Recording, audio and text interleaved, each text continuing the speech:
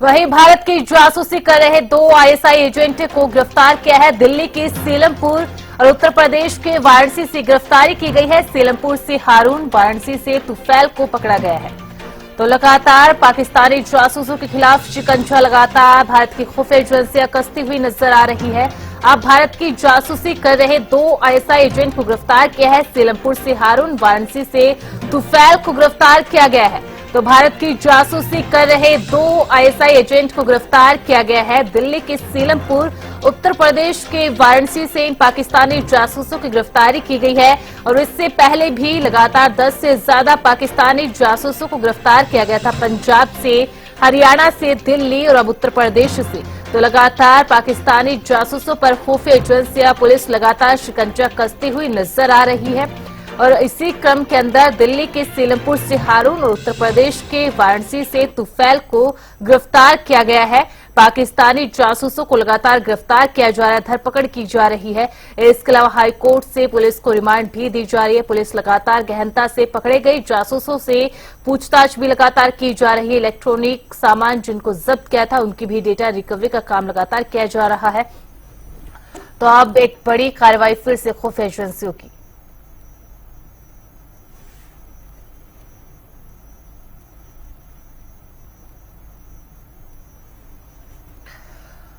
तो हरियाणा, पंजाब और देश के तमाम राज्यों से पाकिस्तानी जासूसों को गिरफ्तार किया जा रहा है। और ज्यादा जानकारी देने के लिए हमारे साथ हमारे संवाददाता प्राजुता श्री भी लाइव जुड़ चुकी है। अब प्राजुता, देखिए, देश के हर एक कोने से पाकिस्तानी जासूसों पर शिकंजा कसा जा रहा है, चाहे हरियाणा हो, चाहे पंजाब हो या फिर देश का कोई अन्य राज्य। हरियाणा की भी अगर बात की जाए तो जहां से 5 से 6 पाकिस्तानी जासूसों को गिरफ्तार किया था, लगातार गहनता से पूछताछ की जा रही है। अब 2 पाकिस्तानी आईएसआई एजेंट को गिरफ्तार किया है। क्या कुछ जानकारी आपके पास?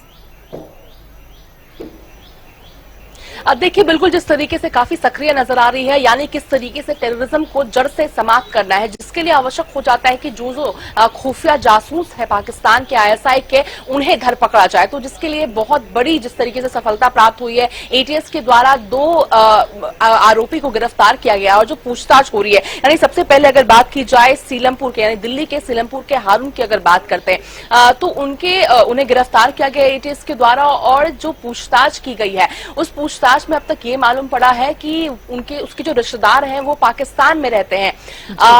नकली वीजा बनाने का काम जिस तरीके से उसके द्वारा किया जाता था, और साथ ही देखिए मुजमल हुसैन जो पाकिस्तान हाई कमीशन में काम करते थे, उसके साथ संपर्क में रहता था, इसके साथ वीजा बनाने का काम करता था, यानी लोगों को पाकिस्तान भेजने को जो वीजा की जरूरत पड़ती है उनसे पैसे लिया करता था, अलग अलग अकाउंटों में पैसे लिया करता था उससे। और साथ ही जिस तरीके से उस पैसों को मुजमल हुसैन को दिया जाता था। देखिए, मुजमल हुसैन वही है जिसे नॉन ग्रेटा घोषित कर दिया गया है, नॉन पर्सोना ग्रेटा घोषित कर दिया गया है इंडिया के द्वारा, और कहा गया था कि तुरंत प्रभाव से उसे इंडिया छोड़कर 24 घंटे के अंदर जाना है।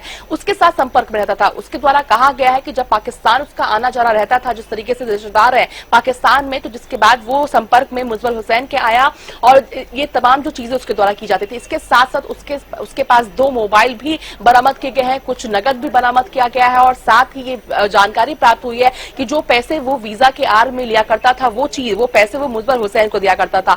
उसके साथ साथ कई ऐसी सुरक्षा से जुड़े संबंधित जो जानकारी है वो भी मुजमल हुसैन को दिया करता था। इसके अलावा अगर दूसरे की बात करते हैं, यानी यूपी में, यानी वाराणसी से जिसे गिरफ्तार किया गया है, तुवैफिल की बात की जाए तो तुवैफिल जिस तरीके से उसके द्वारा ये भी है कि कई तस्वीरें उसके द्वारा भेजी गई थी और काफी सेंसिटिव इंफॉर्मेशन जिस तरीके से उसके द्वारा शेयर किया गया था पाकिस्तान में कॉन्टैक्ट्स उसके काफी सारे। उसके अलावा मौलाना शाह रिजवी की अगर बात करते हैं तो उसे बैन किया गया टेररिस्ट ग्रुप में। इसके साथ साथ तहरीके लबी के वो टेररिस्ट ग्रुप से बिलोंग करते हैं, उसे बैन किया गया है। उसके वीडियोस को वो व्हाट्सएप ग्रुप पे शेयर किया करता था। इसके साथ साथ जो मैसेजेस की अगर जिस तरीके से जो पूछताछ हुई, जानकारी प्राप्त हुई है, तो उसमें मालूम पड़ा है कि गजबे हिंद करके, यानी बाबरी मस्जिद डिमोलिशन का किस तरीके से रिवेंज लेना है, ये तमाम चीजें उसके चैट्स में मिली है। इसके साथ साथ शरिया लॉ को किस तरीके से इंडिया में इंप्लीमेंट करना है।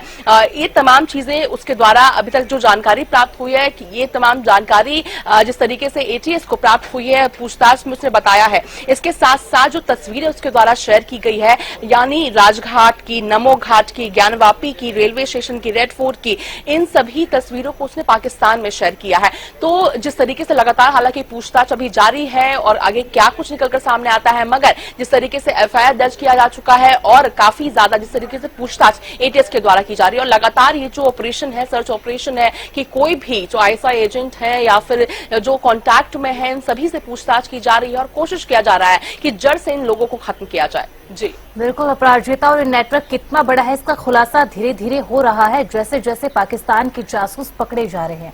लेकिन देखिए, पूर्व सीडीएस जो जनरल विपिन रावत थे, उनकी एक बात याद आती है कि जो भारत है उसको 2.5 मोर्चे पर युद्ध लड़ना होगा।